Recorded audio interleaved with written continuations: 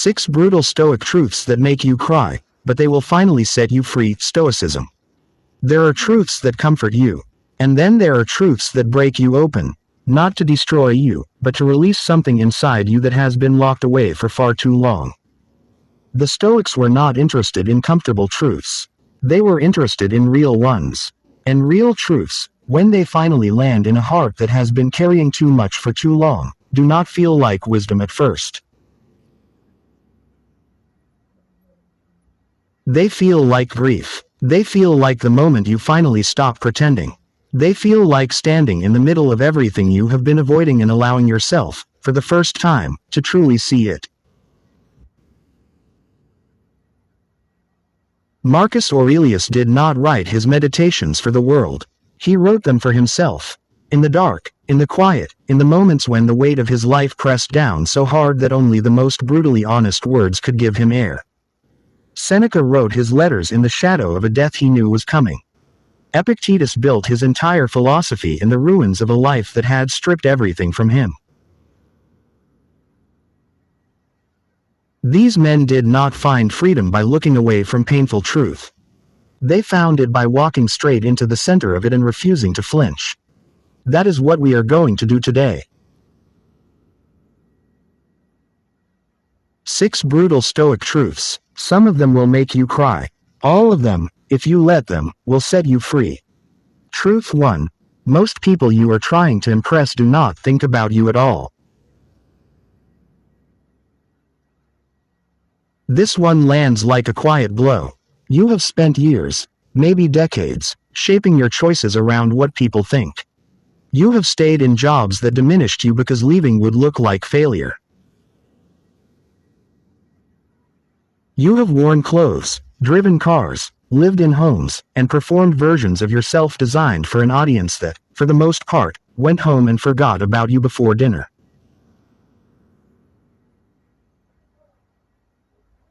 The Stoics called this the trap of reputation anxiety, and they considered it one of the most devastating thieves of a human life.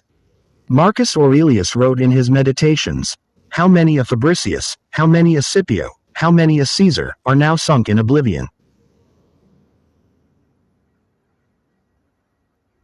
He was reminding himself, and us, that even the greatest names eventually dissolve into silence.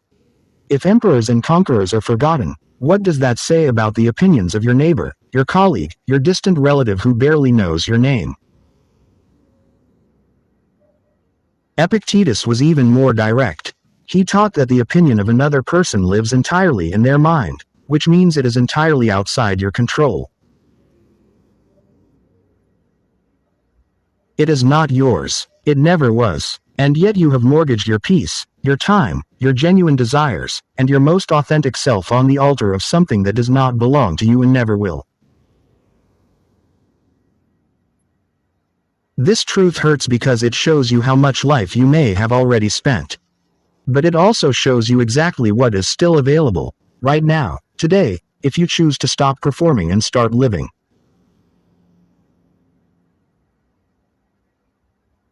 Truth 2. The people you love will die, and so will you. Do not look away from this one. Every single Stoic philosopher returned to this truth because they understood that the human instinct to deny mortality is the root of an enormous amount of unnecessary suffering.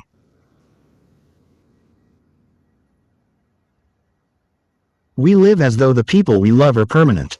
We postpone the difficult conversation. We delay the visit. We assume there will be more time. Another season, another year, another chance to say what we have been carrying in our chest for longer than we can remember. And then one day, without warning or permission, that time is gone. Marcus Aurelius practiced what the Stoics called memento mori, remember that you will die.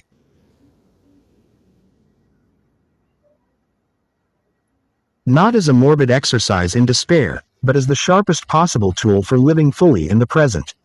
When you truly absorb the reality that the people sitting at your table tonight will not always be there, when you let that land in your body, not just your mind, something shifts. The argument that seemed so important becomes smaller. The distance you have been keeping out of pride becomes impossible to justify. The words you have been holding back because the moment never felt right suddenly become the most urgent thing in the world.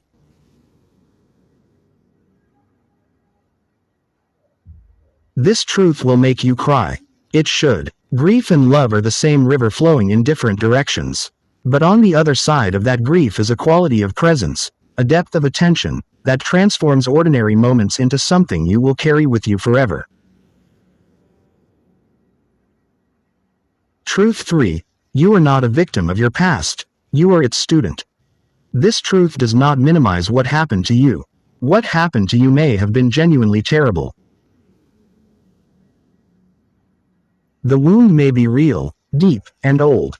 The person who caused it may have never apologized, may never apologize, may go to their grave without once acknowledging what they took from you. The Stoics do not ask you to pretend otherwise. What they ask is far more demanding, and far more liberating. They ask you to stop allowing the past to hold the pen that writes your present.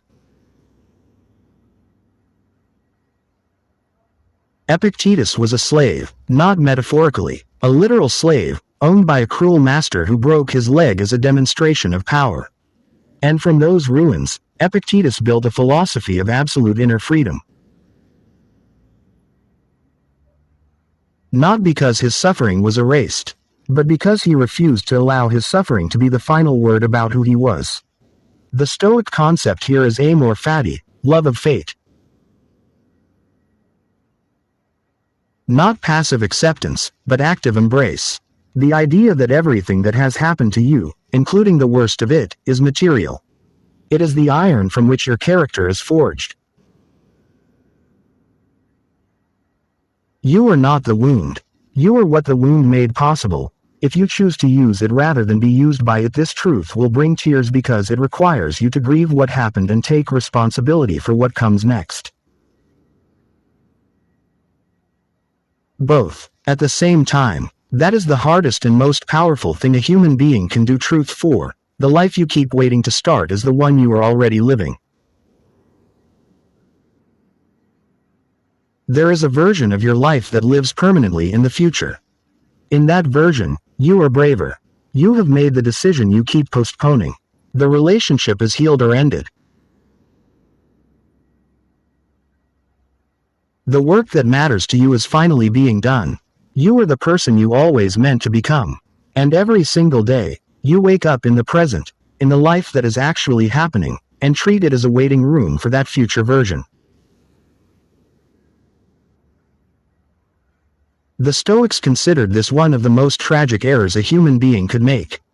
Seneca wrote, with urgency that still burns across 20 centuries, begin at once to live, and count each separate day as a separate life.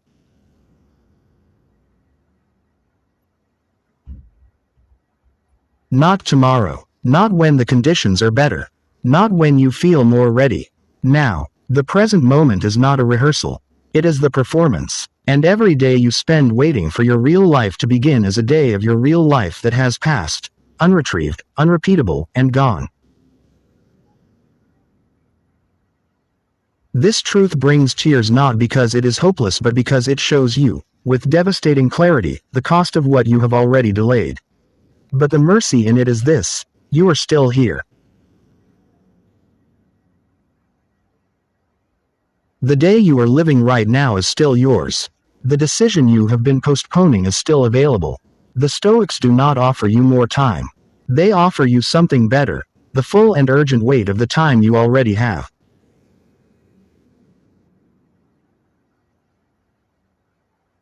Truth 5. Not everyone who left was a loss, some were a liberation. This one takes time to understand. When someone walks out of your life, a friend who drifted, a love that ended, a mentor who disappeared, a family member who chose distance, the immediate experience is almost always pain. Absence feels like subtraction, like something was taken, like you are now less than you were. But the Stoics asked a more honest question: what was this relationship actually costing you?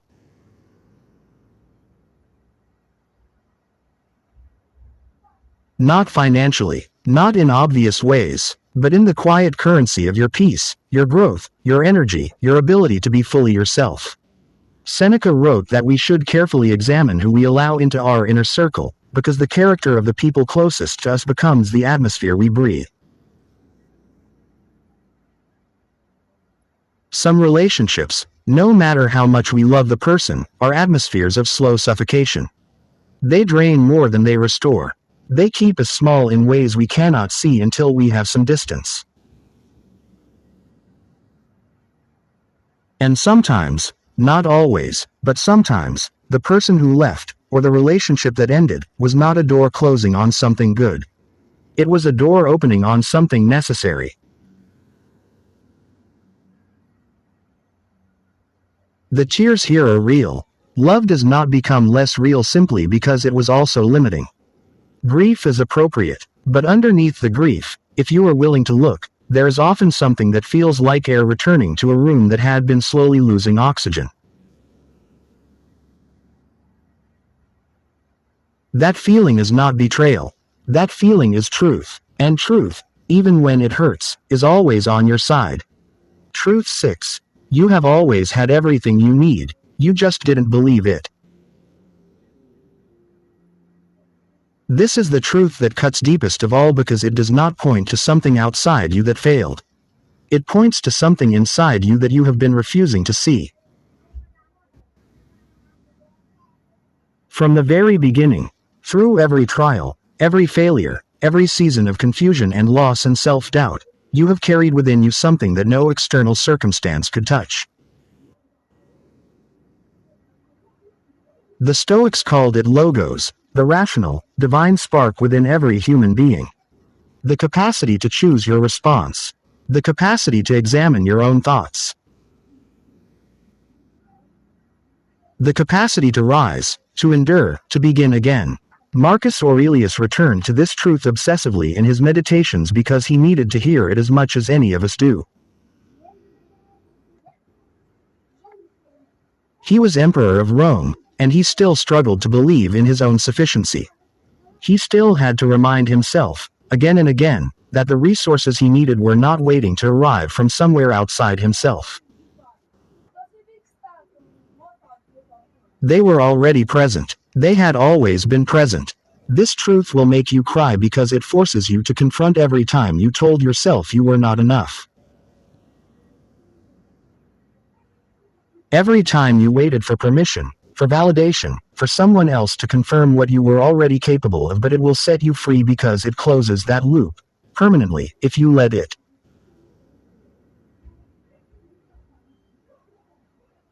You do not need to become someone else. You do not need to wait until you are further along. What you need, you already are.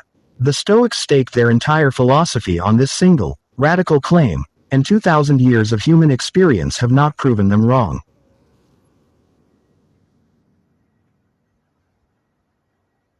What these truths are really asking of you. Now that all 6 truths have landed, there is something important to name.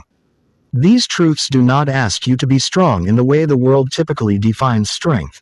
Gritted teeth, suppressed emotion, relentless forward motion without acknowledgement of the weight you carry. The Stoics were not stoic in the way that word is commonly misunderstood. They did not recommend emotional numbness. Marcus Aurelius wept. Seneca wrote about grief with a tenderness that still reaches across millennia.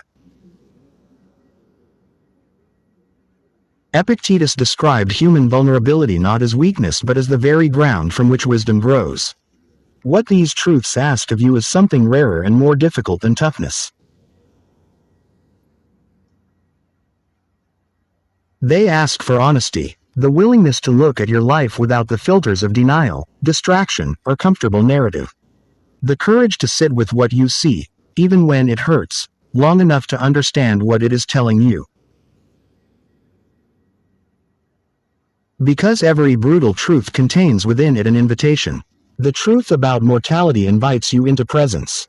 The truth about the past invites you into agency. The truth about lost time invites you into urgency. The truth about relationships invites you into clarity. The truth about your own sufficiency invites you into freedom. Pain is not the enemy here. Avoidance is in the moment you stop avoiding, the moment you allow yourself to truly feel the weight of what is real, something on the other side of that feeling begins to breathe. The Stoic practice of voluntary discomfort, why they walked toward pain. The Stoics did something that most modern people find strange, even alarming. They practiced walking deliberately toward discomfort, not because they enjoyed suffering, but because they understood something profound about the nature of fear. Seneca regularly practiced what he called voluntary poverty, spending days living as though he had nothing, eating simple food, wearing plain clothes, sleeping without comfort.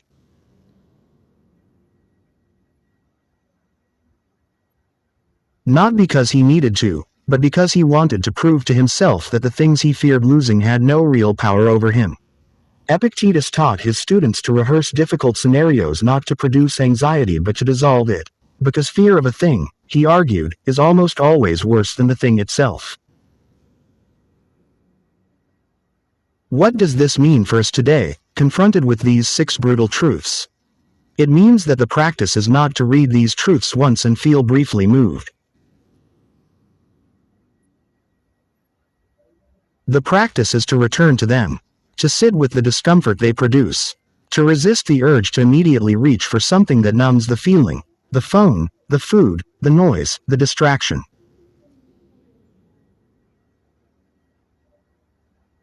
Because the feeling, if you stay with it long enough, transforms.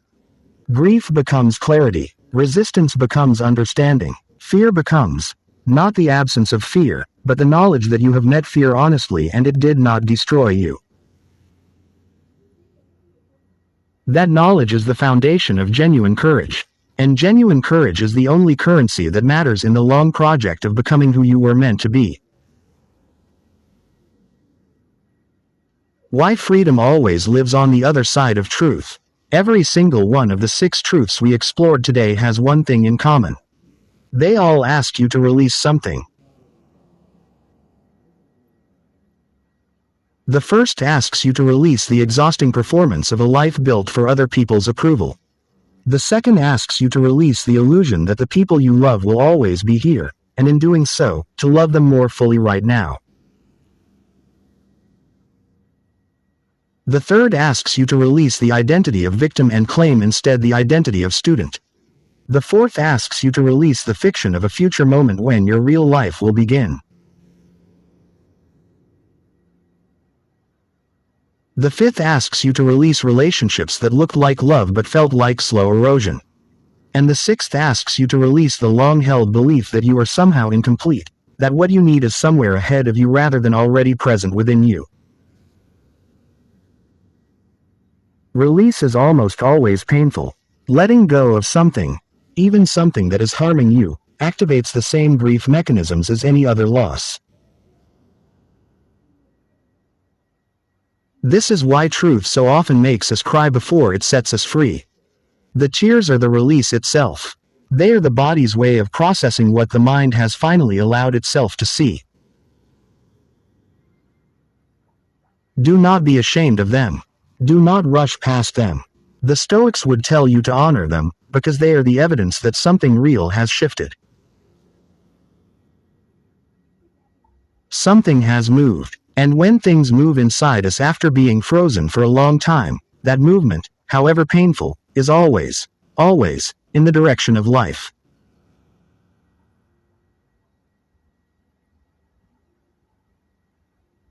A final word, you were built for this.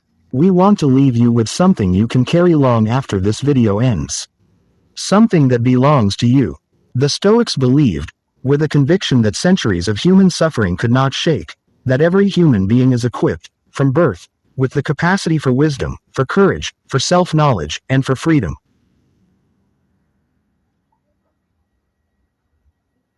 Not some people, not the philosophers or the emperors or the specially gifted.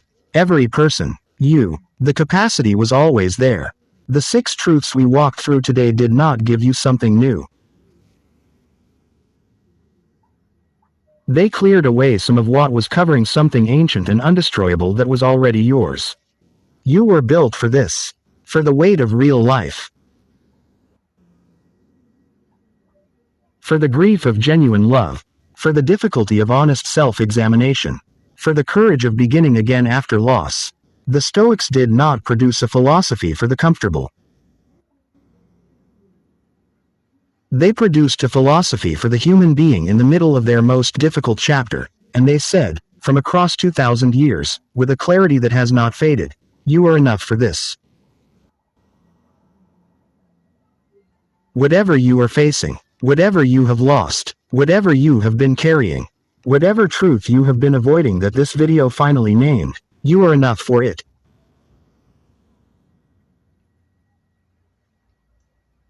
You always were, and now, perhaps for the first time, you are beginning to believe that is not a small thing. That is everything. If these words found you at the right moment, if something in this video cracked something open that needed to breathe, then this channel exists for you. Every week, we bring you the deepest, most honest Stoic wisdom we can find, translated into the language of real human life. Subscribe right now, turn on your notifications. Share this video with someone who is in the middle of a hard season and needs to hear that truth, even when it hurts, is always on their side. You joining this community is not just about you. Every subscriber brings us one step closer to reaching the people who need this most. We are building something here, and we are glad you are part of it.